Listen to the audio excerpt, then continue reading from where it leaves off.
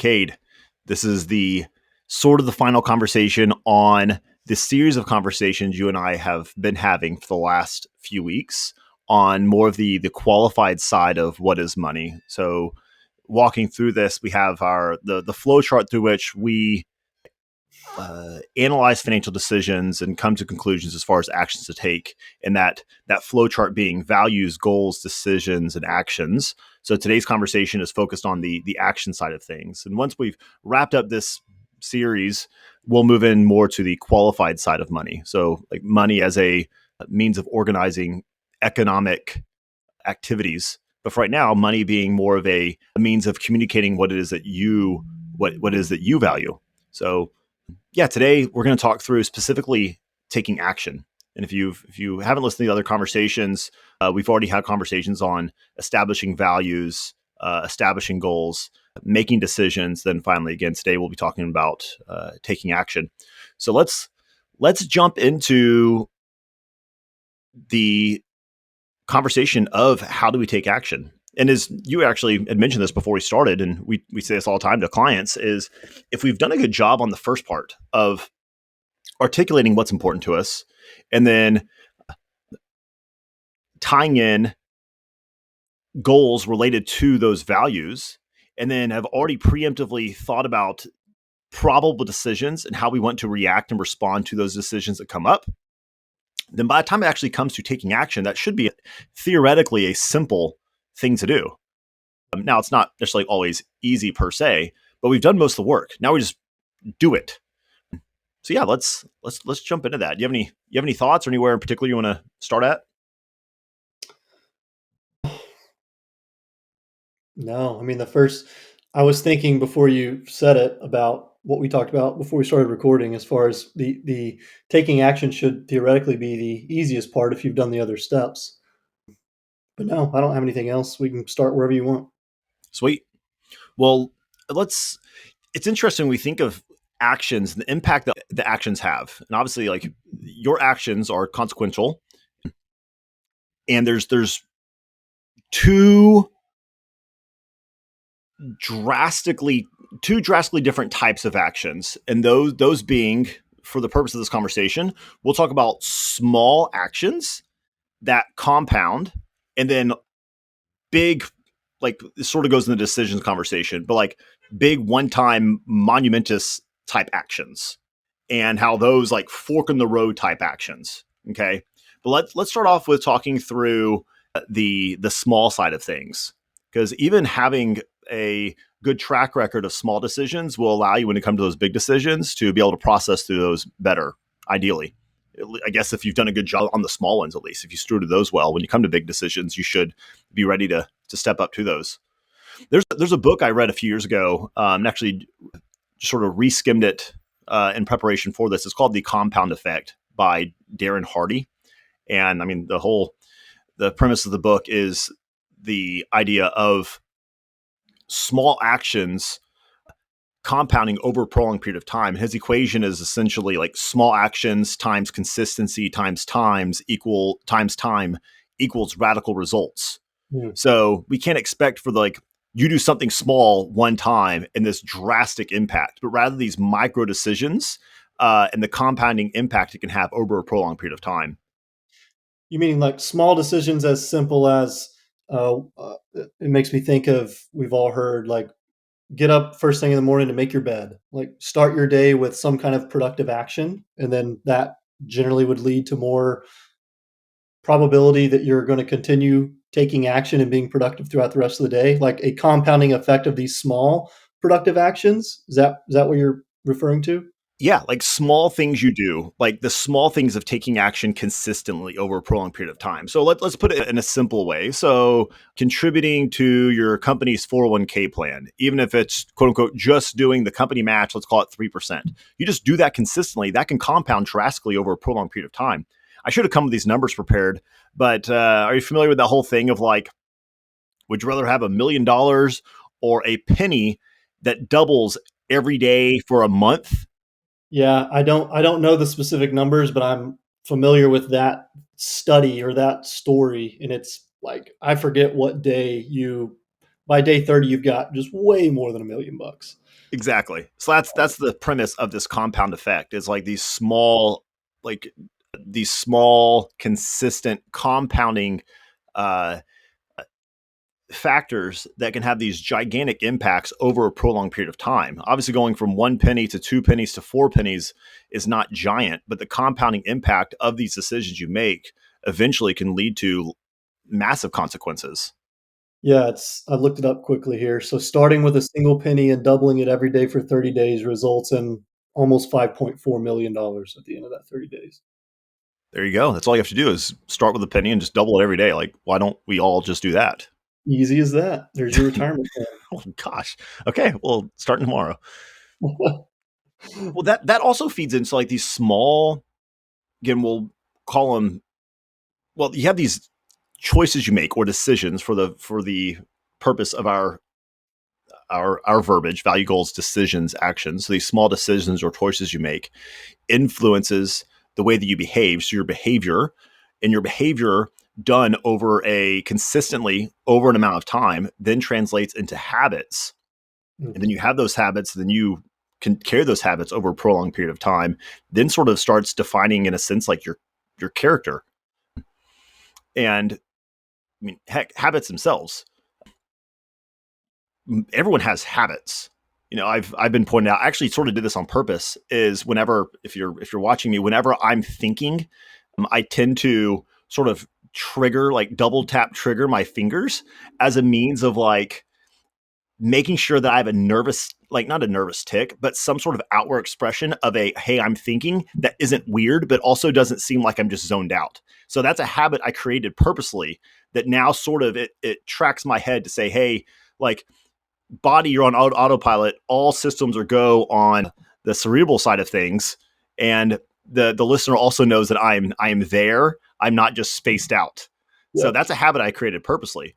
I mean, other habits, maybe you have a habit of like uh I don't know, like weird habits of like scratching yourself all the time or something like that. Like that's weird. I'd rather do something deliberately than like constantly like scratch my scratch my arm because I'm nervous. Yeah. So developing habits. How do you take bad habits and translate them into good habits? There's a there's a organization. It's called Couch to 5K, and the whole premise or theme of Couch to 5K is not like, taking track athletes and then turning them into world star athletes, but rather taking people who were, well, hanging out on their couch and not exercising and getting to a place where they are people who identify as like, at least they exercise. They can do a 5K.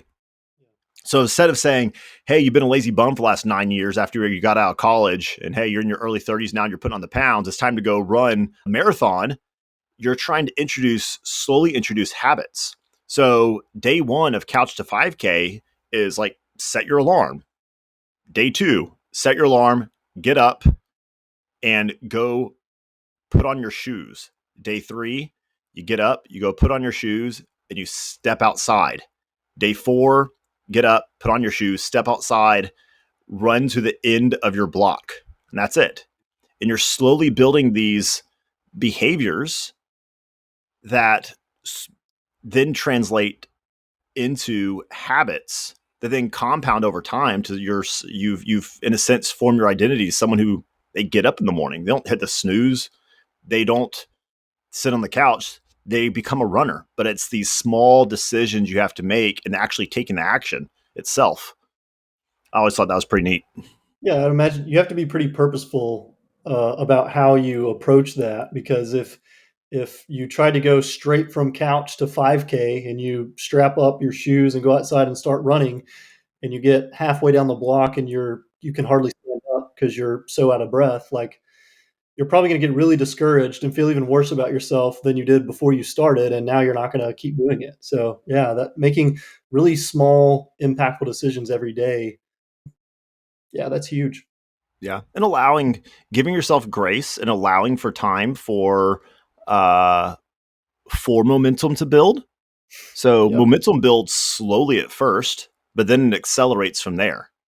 So allowing for you to get that momentum built up it's fine, and that's I would much rather be the uh, the force that continues moving versus with heavy inertia than the piece of newspaper that's driven by a gust of wind that as soon as the wind dies down or as soon as I hit any point of intervention, I'm just going to get hung up and not be able to carry on. Yeah. So yeah, having momentum. It's. I was also reading elsewhere, it's talking just about how do we build habits and habits that are easier to, or like the idea of taking actions consistently, even if they're maybe not habits, but rather like things you just need to do. And it was talking about people who have to take like vitamins or have to take daily medications. It's it's better to have you want regularity and frequency on these things. So for Hmm. instance, like statistically speaking, if you had to do something every like 3 times a week versus 7 times a week, you'd say, well, gosh, it'd be easier to do it 3 days a week than it would be seven. I'm more likely just to get them because there's less opportunities to miss. If you think Yeah. about just like just doing something, do it less, and there's less chance of messing it up. But if you have to take a pill every day when you wake up, you're more likely just to do it daily than if you have to do it every other day. Hmm. So it's that consistency and regularity allows for actions to be, in a sense, turned into habits. I sort of that sort of moves into like so Kendra and I a few months ago, our town they switched the garbage pickup. So garbage is weekly on Mondays. Hmm. Recycle used to be weekly on Wednesdays. Now recycle is every other week. And garbage is super easy. Just every Sunday night, I move the bin out and it goes. Flipping recycling, I can never figure out what week we're on. And half the time I miss it or I'm running out in the morning because I've lost that. I guess it is still regular. It's just less frequent. It's harder for me to go on autopilot, AKA form a habit. Yeah. I don't know what's the you may know. It's like you do something 21 days in a row or 21 times in a row, and it officially a habit is formed. But it's like kind of speaks to that whole the more frequently you can do something, the quicker it becomes a habit, and it's easier to just continue repeating that thing. Yeah, just do it over and over again. And there's a place of like, well, gosh, again, everyone has habits. Identifying what those habits are and understanding, are those good habits or are they bad habits? And if they're bad habits, replacing them with good ones. And you can't just immediately replace a habit. You're replacing actions and trying to create new habits. And understanding again that momentum builds slowly and then it accelerates. And also understanding like it's probably gonna be a lot harder at first. You're gonna have to use a lot more energy. You're gonna exert a lot more energy up front to take that action than you will later on. I was I was reminded, maybe this is made up, but I believe this is the case, that airplanes use about 80% of their total fuel for a flight. They use about 80% of it on the takeoff. So it's the initial push to get momentum going that is the Yeah, hardest part. And I would say that's probably how we are. Like, all right, I've made the decision. I'm gonna get off my bottom to go and start training for a 5K.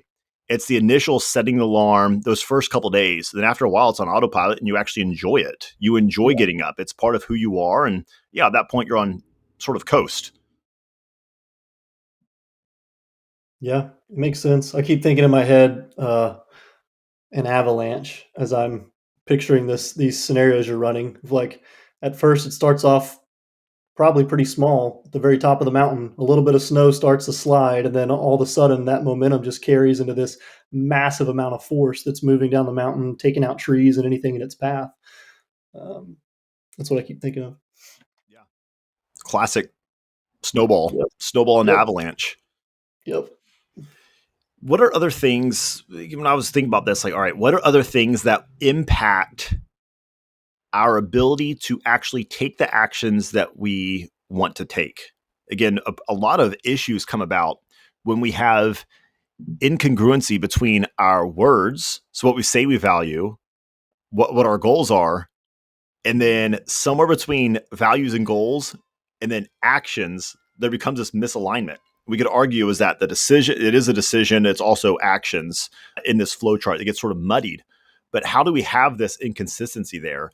And part of it is outside in other influences. So those influence could be your environment.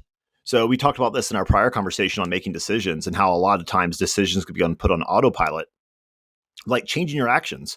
If you're saying, hey, Jim, I want to stop eating junk food, but then you stock your fridge and your pantry with junk food, it's going to be harder to take the action that you say that you want to take. So Mhm. priming yourself with, with priming yourself to allow easier flow for the actions you want to take is going to be certainly help.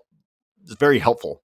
So there's what's called priming, which is like, in a sense, like preparing for an action, and then there is channeling, and channeling is the means to it the action will come. So if we can prime ourselves, I'm going to do this. I want to begin eating healthier, talking about it, thinking about it, and then channeling, having healthier food and getting rid of bad food and allowing for easier means of actually doing that thing. If we can prime and channel consistently with what we say is important to us, the thing we want to take, then actually taking said action will be a lot easier versus uh, accidentally priming ourselves or accidentally making lazy decisions. Like we talked about last time, having a bag of chips in front of you.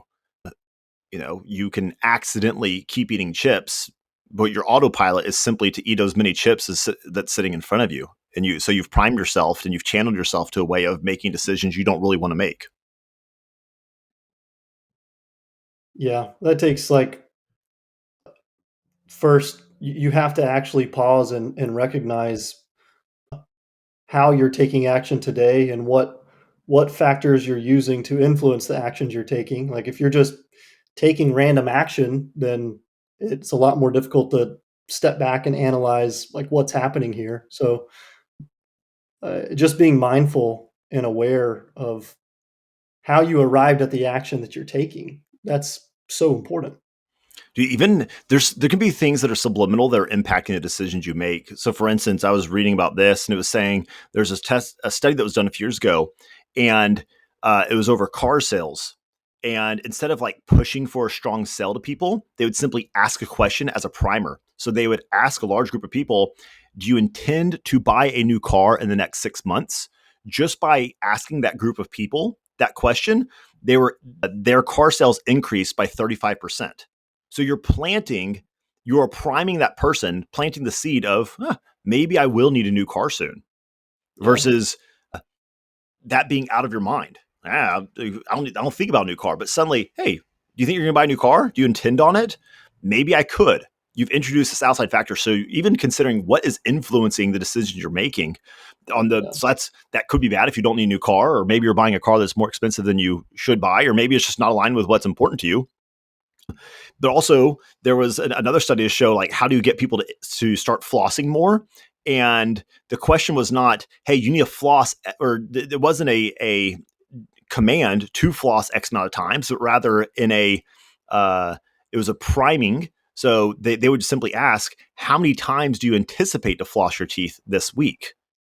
If you're just simply asked that question, you're more apt to increase the amount that you flossed, because now flossing is at the top of your mind and you have that ownership. We talked about that a few conversations ago, is taking ownership of a decision you make and making it into your own goal versus doing something because someone else told you to do it.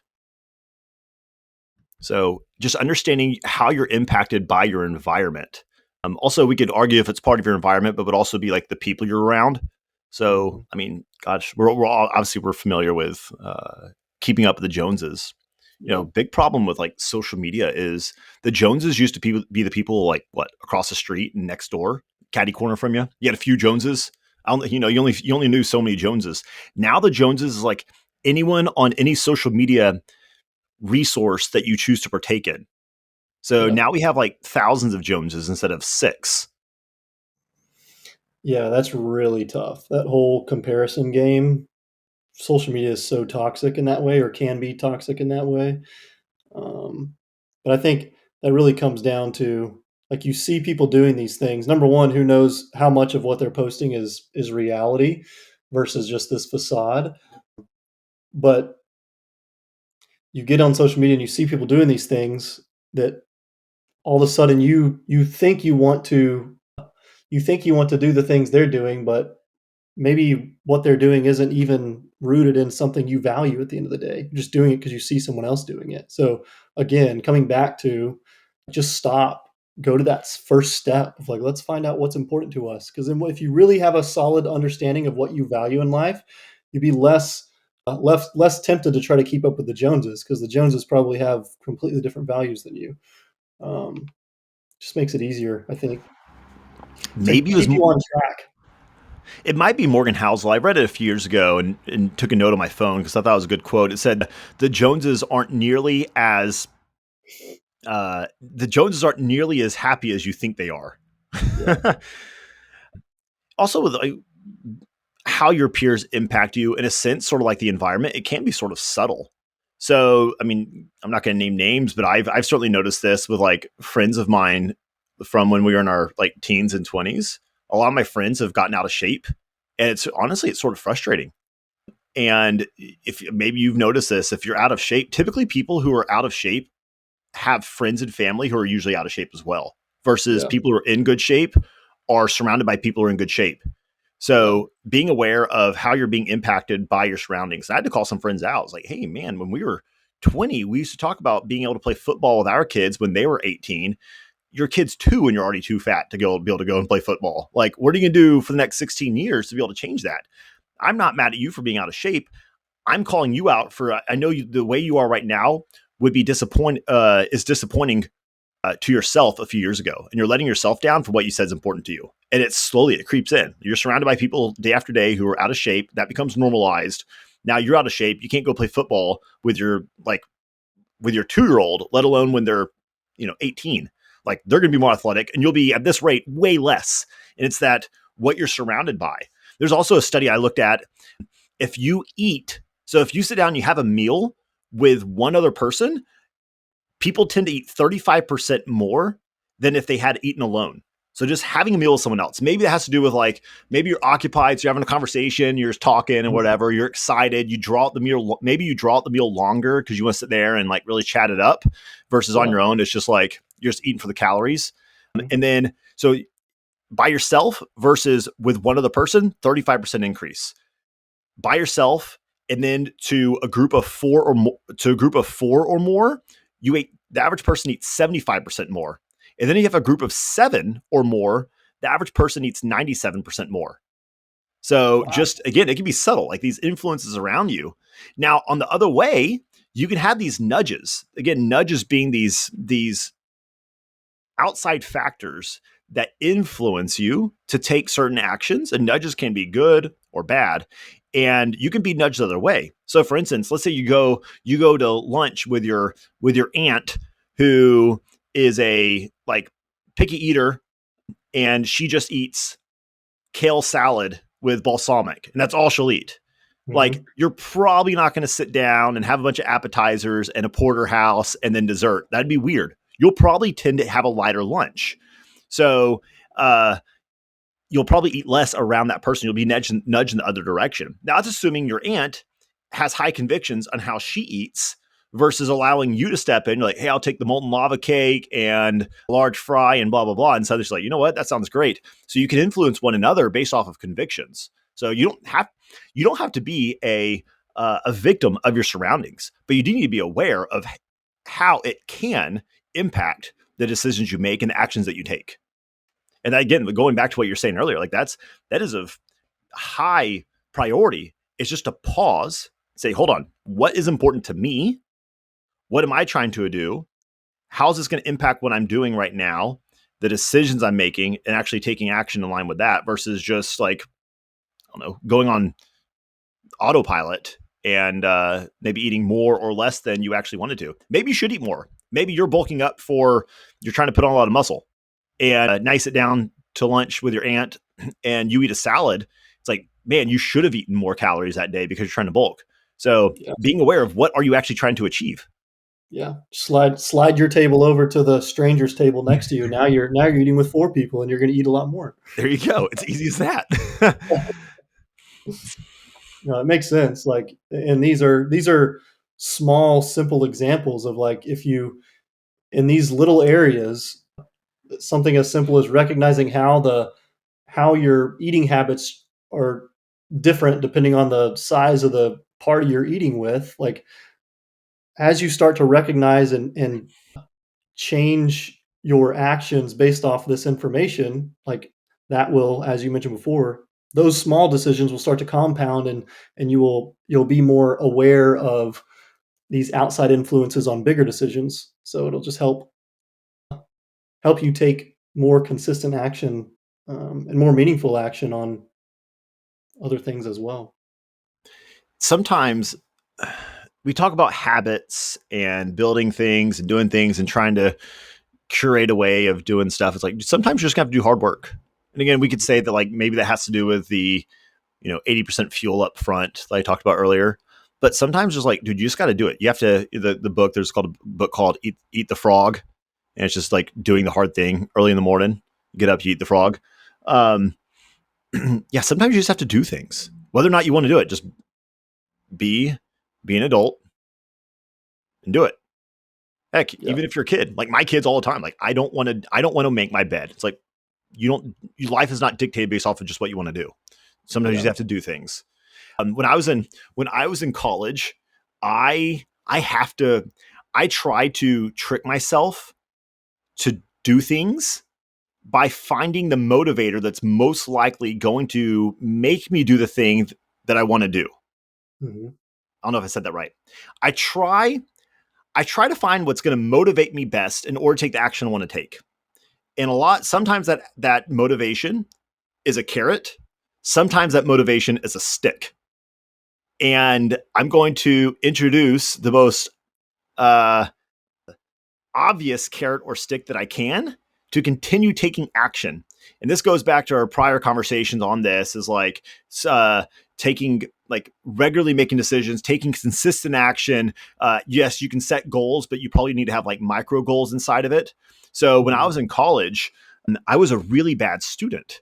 And like when it came to writing papers, I could set a goal of I don't want to fail. And we have this paper that's 40% of our grade. So I need to write the paper. But for me, that goal was big, whereas like I really just don't want to do that. I need to introduce smaller goals. And the smaller goal could be I need to write one page every few minutes. So then what I would do is like, all right, that is a goal, but there's not a motivator really behind that goal because all my friends are having fun and I could be doing anything else right now besides writing this flipping paper. So how Well, do that's I a make myself game. do it? Yeah. It's like, It's a game. how do I gamify this? That's what I do. I'm like, I used to have Yeah. people when I was in high school and stuff, I had people who would get mad at me because I have fun doing everything. Like Jim, you emphasize enjoyment and fun too much. It's like, dude, if you can trick yourself into gamifying things or finding enjoyment or pleasure or value in anything you do, like why would I not do that? And again, I'm not saying everything should be about you and just make everything like where you're self-serving. It's like, yeah, if I can make it where it is like I recognize the good in something and align myself, like of course I'm not going to introduce unnecessary barriers. Like let's make it enjoyable. So anyways, so what I gamified it the best I could. So what I did, it became a thing. But at first, I remember one day I had a paper to write and I could not get myself into the mood. And one of my roommates, his name is Michael, and Michael's an awesome guy, just really, really nice guy. And I told him like, hey, Michael, I need help writing this paper. So what I need you to do is every 10 minutes, I want you to set an alarm. And every 10 minutes, if I don't have another page written, I need you to dump a glass of water on my head. And Michael said, dude, I don't want to do that. Like, that's sort of mean. And I don't want to do that to you, Jim. I was like, no, trust me. You'd be helping me if I know that you're going to do it because you're going to help me you're going to keep me accountable. So please do that. He's like, fine. If you say so, I'll do it. My goodness, he got a taste of that. After a while, I started slowing down and it was like, I was like almost done with the page, and the timer went off, and he reluctantly dumped a glass of water on my head. Then he got a taste. He got blood drunk at that point, and like the Yeah. next time the timer went off and I wasn't done, he was over here like putting ice cubes in the water. And then like within a few hours, this is a big paper I had to write, and then within a couple hours, like he was going nuts. I was afraid he was gonna start boiling the water. But that was a good way to motivate myself, and it became fun. Like getting a paper to write. I'm not going to act like I loved writing papers at that point, but it did become a thing in our apartment of like, hey, Jim's got a paper to write. Who's going to figure out the new way to torture? I mean, incentivize Jim to do his work. So yeah, sometimes you just have to do it. But even then, can you find a way to like trick yourself into making it fun? I do that with my kids all the time. Like, all right, guys, we need to clean up the house. Let's time ourselves. Let's put a song on, and we have to be done cleaning up the playroom before the song's done. And we're all going, it's all fun. I spent my teens, I spent all my teens and my 20s. Now I can't do it. Well, I just don't do it because kids are usually running around. But spent 20 to 25 years of my life. Anytime I unload the dishwasher, I would time myself. Yep. I still do that today. I do it. There's too much going on in the kitchen. I still do it with doing the silverware. It's fun. Like I enjoy putting up the silverware. It's like, all right, I have 19 seconds to put. I bought how long, and how can I compress it to challenge myself? Just make it fun. Just take action though. Eat the frog. Sometimes it won't be fun, but you gotta do it anyways. We do the exact same thing over here with dishes. Bethany will, she's usually a lot faster than me at dishes. So we always, like, right before somebody's going to start, it's like, all right, it's 6:30. 6:30. You got to have everything done by 6:37 or whatever the time is. And all of a sudden, like you said, it's gamified, and you forget the fact that you're doing dishes. Like you're just having fun trying to beat the clock. Yeah, It reminds me too of you and I when we used to, when we were working together, and we had to take whatever 30 calls a day, and it's late in the day, we're both sitting at 25 calls, and we want to go work out or want to go do whatever. It's like, all right, hey, first one to get to 3 calls, and so now we gamify it, and it's like, you're drained, you're so tired, you're so done with the day, but you turn something simple like that into a game, and all of a sudden it's fun again, and action becomes a lot easier. yeah. Even just framing things. You think of the classic. Oh goodness, Tom Sawyer. He's painting the fence. Then he tricks all the neighborhood kids into thinking that painting the fence is fun just because Yeah. it's the way he framed it. Like, Yeah. how can we trick ourselves in a sense to just taking action? Do it. Sometimes action really stinks, but you have to go way back. What am I trying to accomplish here? What's the value? Not the goal, but rather the long-term value. Okay. If it's framed in that context, what's the associated goal? I've decided to do this. Therefore, I'll do X. Sometimes it's great. Sometimes you can make it fun. Sometimes you can't. But it's going to be a lot easier if you've done all this hard work up front. I will lastly say that education itself is not sufficient to initiate action. So we can all know things. Like I know that last night I almost ate like 2 pints of ice cream while watching a movie. And I know that that's not good. But knowing something and doing something is different. You have to take, like obviously, say like becoming vastly overweight is unhealthy. And I think 99% of global population would admit that, hopefully. Mhm.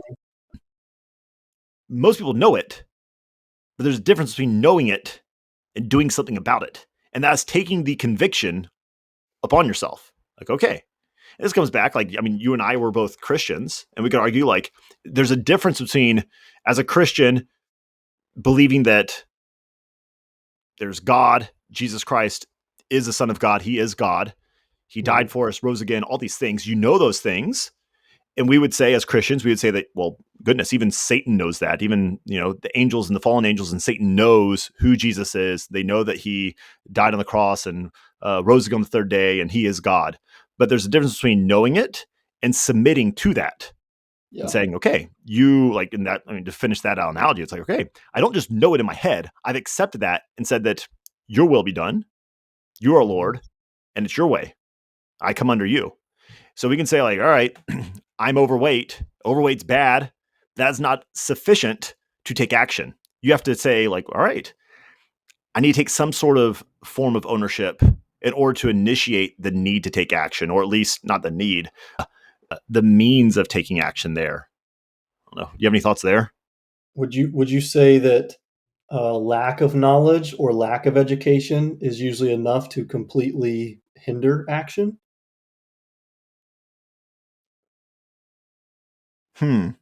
Lack So of doesn't knowledge is sufficient to hinder action. Yeah, if knowledge is not sufficient enough to take action, is the lack of knowledge usually sufficient enough to hinder action? So I feel like a lot of people, at least in the financial sense, like they if they don't, they don't enroll in their 401k or they don't do whatever it is, it's a lot of times because they don't understand, they don't have the knowledge to know why taking that action would be beneficial. So I guess that's the question. There, I guess you can be on autopilot and do things just arbitrarily without having any knowledge of why you're doing it. But uh, yeah, I'd be curious. You can Curious if accidentally do things right. And yeah, there's also, I mean, just go back to like biblical analogies. There's varying degrees of revelation. So we could say like, all right, well, again, if you're an atheist and you're listening to this conversation right now, you're thinking like, well, Jim, how could you even say that? Like, there's tribes around the world who don't even know who Jesus is. How would you expect them to believe that Jesus is God? They don't know the name of Jesus. And a mhm, biblical argument to that would be that that everyone has some degree of revelation to there being a God, to there being some sort of moral compass, like something alluding to outside of yourself and humanism. Okay. yeah, Now, the degree of revelation also dictates your degree to or ability to act on said revelation or take action on it. So, if you don't know who Jesus is, I couldn't expect you to call the name of Jesus for salvation. But I think that everyone has a conscience, and there's a book in the Bible. It's the book of Romans. The book in Romans, it says that your conscience bears witness against you. For people who didn't have like the law from the Old Testament, their conscience bears witness against them, because even then it's saying that you have some revelation of right and wrong.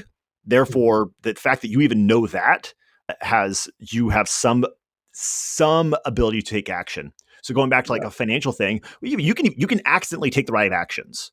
yeah, One, so there's people who do that all the time. I mean, goodness, I know people who have made a fortune by accidentally, or they bought Bitcoin or something early on, not because it was a good financial instrument, but because they wanted to use it for goofy reasons, and they yeah, forgot about it. And now they're a bazillionaire. That was not intentional. That was not based on education. That was mhm, accidental. So it can have good outcomes. That sort of goes back to not directly answering the question, but in our last conversation, we talked through, oh goodness, it was a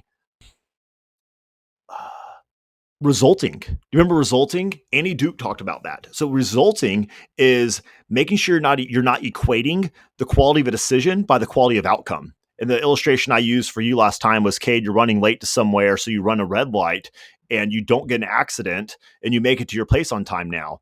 That was a bad decision despite having a good result.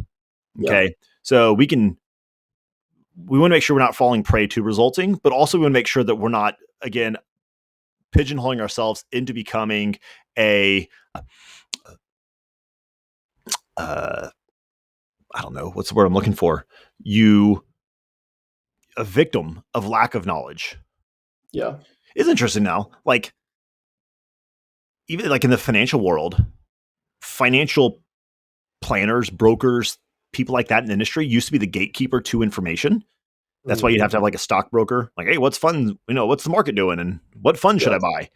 And then you introduce like online trading and stuff like that, so you didn't need those people, and now you have like apps and YouTube and books and a plethora of information, and you have means of buying these things on your own or going to get information. So now it's not a lack of information, it's a matter of distilling what information, what information is true, what mhm, information applies to you, and then how to take information and one, use it wisely and actually take action on said information. Again, because information itself is not sufficient to take quality action. So, how do you take all this information, distill it down to wisdom, and then take proper action on it? Even if there's a lot of good things you can do, but what good things should you do versus they do? Yeah. No, that's good. I think that also again comes back to understanding why you're about to take this action to begin with. Like, don't just see something online and decide to do it and take action against it without first understanding, does this fit in with what my values are, what my goals are, and have I thought through the decisions that are going to impact the action I'm about to take? You know, we've probably, I think we've said it in this conversation. I know we've said it before of like so many people will just jump straight to taking action and not thinking through all of these steps to help make sure that action is the right action to take. Okay, I think we're gonna wrap up the conversation there. What, I guess, if you had to leave with a key takeaway, what would that be today? I would say take action. Like just go. Obviously, under assuming this is under the assumption that you have gone through and under values, goals, decisions, but actually take action. Most people get so caught up in the action, the actual step of taking action. I think if you just can take action in some way, it's better than not taking any action at all. Yeah, you're saying this is under the assumption that it's the proper action. Exactly. Don't Yeah. just do things. Don't just go. That's what we've been saying. Don't just skip straight to action this whole time. So no, assuming that you've done all of this, I think there's a lot of people that probably have taken the time to understand their values. They set goals. They think through decisions, but then they fail on the action side of things. And we could argue again, is inaction in action itself? Like you mentioned in our last conversation, we were talking about deciding on what vacation home to choose out of the thousands in Mhm. Colorado. And you said, man, after all those decision factors, I probably just wouldn't make a decision. And then I challenged you and said, well, that itself is a decision to not go on a vacation with your family. Exactly. So inaction is in a sense an action. Yeah. Of course, you can go a long ways down that, but in general, that is, you are, by not doing anything, you are doing something. And again, that goes sort of back to the prior thing in that flowchart: values, goals, decisions. You have to consider opportunity cost. When you choose something, you are giving up something else. And Mhm. that thing you're giving up, maybe inaction, the thing you're giving up is the what if, the, had I done X, what could have been? So just understanding the trade off there. I would say mine is just find ways of removing or reducing resistance to taking action. So be it trying to create habits or gamifying things. So reduce friction to taking good actions and introduce friction for removing bad actions. Yeah. That's good. All right, Cade, now for our silly question. I will ask you this, where Okay. I'm not going to pretend it's Christmas yet, but we are now in the holiday season. So do you enjoy the drink eggnog? Hmm. Bethany introduced me to eggnog for the first time a couple years ago, and I really enjoyed it, actually. I couldn't tell you I don't know enough about eggnog to know if it was just like a plain eggnog or if it was eggnog mixed with something else. I don't know, but whatever I had was amazing, and I intend to have more of whatever that was this year. Okay. Yeah, I was at the store last night and they had eggnog out for the first time I've seen it, and there's really good.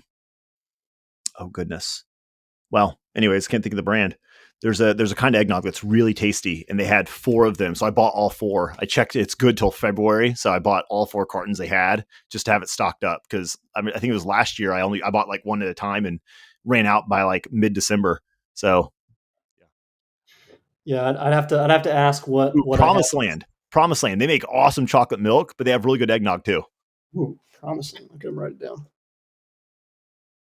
I would say Promise. if you're gonna drink eggnog, do something. I would encouraged to do organic. I found a few years ago I bought a ton of different types of eggnog, and all the ones that were not organic tasted like chemicals. Mm, And yeah. then I saw next to Promise Land. Promise Land's actually not organic, but it's just quality. But yeah, look for something that's going to be like probably organic, at least high quality. Like, don't buy the cheap stuff; it will taste like chemicals, most likely. Okay. And then I saw yesterday they had like organic, but it was like reduced fat. It was like, dude, eggnog should be really thick. Like I don't want my eggnog runny. That's weird. Okay, I'll stick with the Christmas theme. And when is the appropriate time to put up a Christmas tree or start decorating in general for Christmas? You can begin partaking in Christmas festivities once you have finished Thanksgiving meal. Okay, I agree with that. Up until and through Thanksgiving meal, it is Thanksgiving. It's fall, and I love fall. And maybe I'm a I don't know basic white girl. I love fall. Fall's the best. And if you say otherwise, like that's weird. Fall's obviously the best season. And so the moment it's like fall, it's like, yeah, I'm giddy. And then you lead in like just general fall excitement. And then you move into like, hey, Thanksgiving, like holidays. You can't go into Christmas immediately. You got to let fall and Thanksgiving have its moment. But yeah, once the Thanksgiving meal's done, you can flip gears going to Christmas prep. We have a rule in our house. Our kids, we don't really do much TV. So on Friday nights, we have family movie night. But besides that, we don't really watch TV or movies. And with the exception of this rule is from post Thanksgiving meal up until Christmas, our kids can watch as many movies as they want, as long as like, they've done their work or whatever. We can watch a movie every night, but it has to be a Christmas movie. Yeah. What about you? Yeah. When do you deem it appropriate to begin participating in Christmas activities? I agree, 100%. You got to get through Thanksgiving, whether it's Is it Thanksgiving the day night. after Thanksgiving? Okay, Yeah, sorry. I don't know. Whether it's Thanksgiving night or the following day, I don't have a strong opinion, but you got to get through Thanksgiving first. It's good stuff. I'm glad we're on the same page. Yep. Cool. Awesome. Yeah, I remember in college, I had friends who started listening to Christmas music like in September. I was like, dude, you're going to ruin it. And sure enough, they were all burnt out by like early December. It's like you somehow managed to ruin a lot of Christmas celebrations because you were selfish and had no self-control. No, you got to wait. Wait till after Thanksgiving. All right. Well, it's a good conversation. Thanks for hanging out. Yep, that was fun. Thanks, Jim. Hey, thanks for listening to the Intentional Living Podcast. Now, today's show is simply entertainment and educational in nature. Do not take this as tax, legal, or investment advice. If you are looking for tax, legal, or investment advice, you should go talk with a tax, legal, and or investment advisor. But again, this content is simply educational and entertainment purposes. Thanks again for listening. We look forward to you joining us on the next episode.